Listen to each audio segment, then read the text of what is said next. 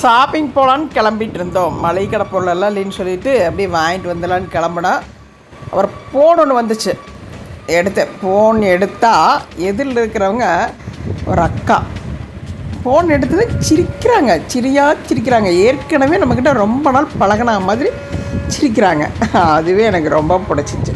ஏன்னா அவ்வளோ விஷயம் யாருக்கும் ஒரு ஃபோனை பண்ணிவிட்டு சிரிக்கிறது முடியாதுல்ல. அவ்வளோ நம்மளை புரிஞ்சிருக்குது அவங்களுக்கு. வீடியோ பார்த்து அப்படி எடுத்துக்கலாம். அப்புறம் சொன்னாங்க, இங்கே பக்கத்தில் தான் இருக்கிறோம், 1 கிலோமீட்டர் பக்கத்தில் தான் இருக்கிறோம். உங்கள் வீடியோ நாங்கள் பார்த்துட்ருப்போம், தொடர்ந்து பார்ப்போம். உங்கள் வீடியோ அவங்க ஃப்ரெண்டு காட்டியிருக்கிறாங்க.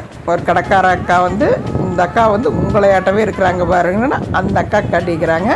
அப்புறம் எல்லோரும் சேர்ந்து வீடியோ பார்ப்பாங்க. நம்ம நறுக்குட்டி எல்லாம் மறுக்கொண்டு கேட்டாங்க.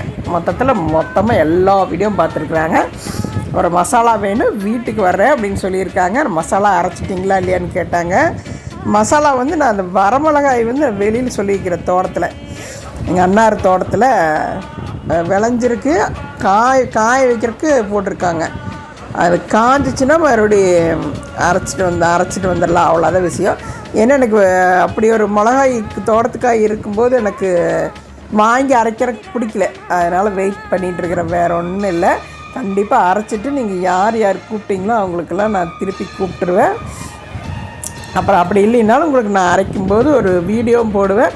அதை பார்த்துட்டு மற்றவங்க இல்லாமல் ஆர்டர் பண்ணுங்கள். கண்டிப்பாக திருப்பி நான் எல்லாத்துக்கும் கொரியர் அனுப்பி வச்சிட்றேன். இன்னொன்று என்னென்னு கேட்டாக்கா, யாராச்சும் காசு போட்டுட்டீங்க அப்படின்னு சொன்னாக்கா நீங்கள் கண்டிப்பாக பயப்படவே வேண்டியதில்லை. ஏன்னா அதுக்கு எல்லாருக்கும் இருக்குது. நான் ரொம்ப பயப்படுவேன். ஆன்லைனில் போட்டுட்டு அது என்ன வந்துருமா, நிஜமாக தான் அவங்க பண்ணுவாங்களா, இல்லை சும்மா நாச்சுக்கு எவ்வளோ பேர் ஃபாலோ பண்ணுறாங்க அதெல்லாம் கவனிப்பேன் நான். அப்புறம் பார்த்தா வந்துடும். அது மாதிரி ஆகி போயிடும். அதனால் நீங்கள் நம்மளுக்கு அரைச்சி காசு போட்டு விட்டுட்டிங்கன்னா கொஞ்சம் பயப்பட வேண்டியதில்லை. தைரியமாக இருங்க. கண்டிப்பாக அது உங்கள் நல்லதுக்காக சொல்கிறேன். வேறு ஏதாச்சும் நினச்சிக்கிட்டேன்னு நினச்சிக்காதீங்க. கண்டிப்பாக கஷ்டமாக இருக்குமே உங்களுக்கு அப்படிங்கிறக்காக சொல்கிறேன்.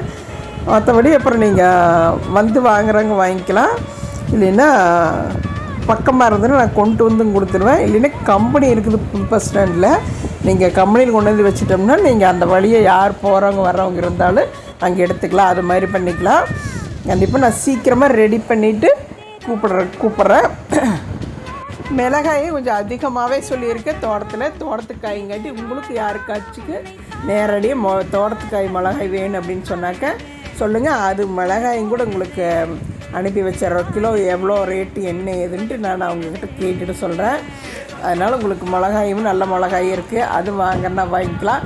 இது மாதிரி உங்கள்கிட்ட ஏதாவது மலிவான ஒரு பொருள் ஏதாச்சும் மொத்தமாக தயார் பண்ணுறது இருந்தால் அதையும் சொல்லுங்கள்.